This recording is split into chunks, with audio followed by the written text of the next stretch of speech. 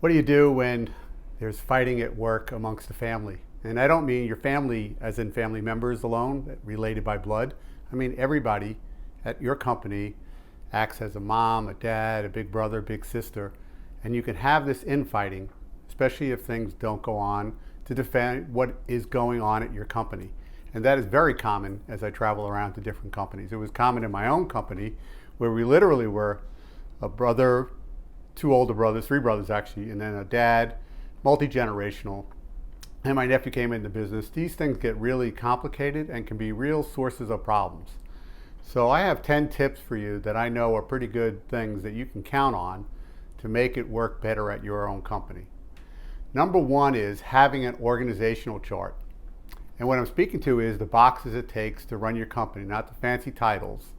So whether it's service manager, sales manager, financial manager, a marketing manager, any of those manager positions along the top, and then the boxes underneath those are a vital thing. And the reason is because if it isn't defined, then everybody just jumps in or nobody does it.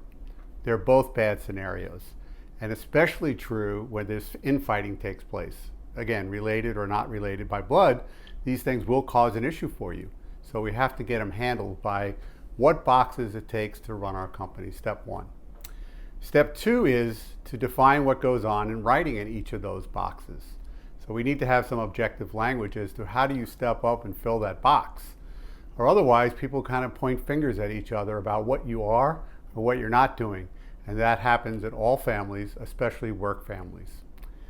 Number three is you need to have a depth chart. And that just means once you have all the boxes on your org chart, you need to go who's first string, second string, third string, so that we define if Mary, your sister, is off on vacation and she does payroll, who's stepping up to take care of it after that. We have to have that all because the reality is we get promoted, we move on, we quit, we get fired.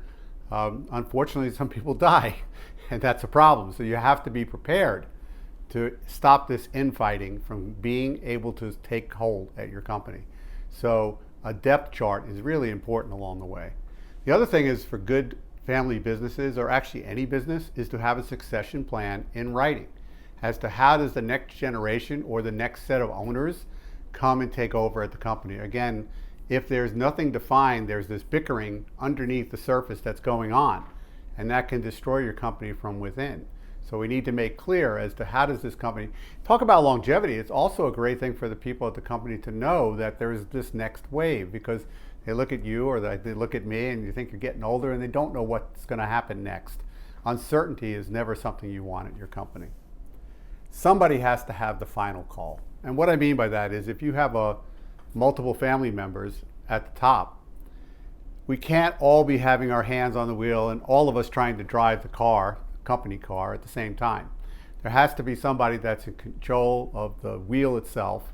Others in the car are not hostages. They get to have their input, but somebody gets to make the final call about things that we do, if there's an impasse, or frankly, if somebody has to go or somebody has to stay, someone amongst the owners needs to be empowered to that point that they can do that. If necessary, sometimes a general manager can also do that and help you as well. This is a funny one, but a lot of times, not funny, unfunny, but people actually get paid to stay home.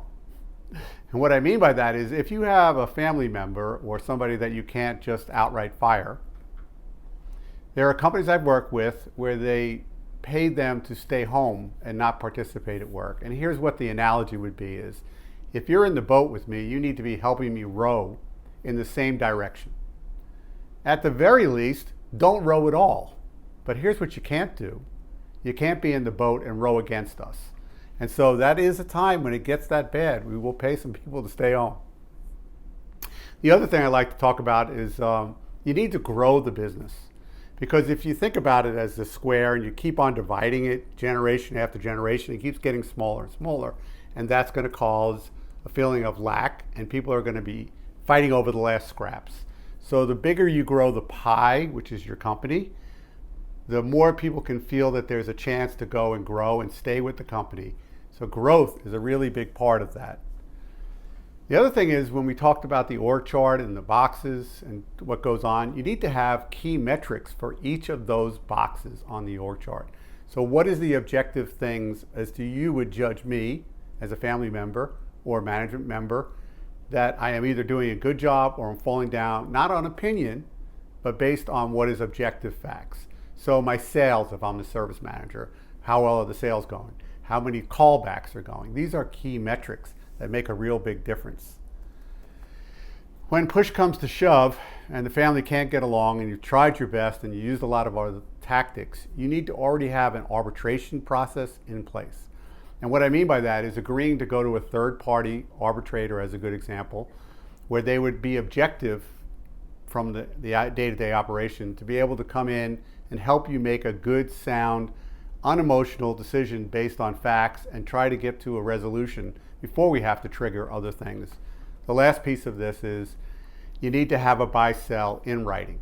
And we usually talk about death, divorce. Divorce can be, by the way, if I have to look at you one more day at work, I'm going to be sick to my stomach. Not just family divorce, which is another trigger that happens. There's debt and more debt coming. How do we handle that? So there's a lot of different reasons that would be triggers for it.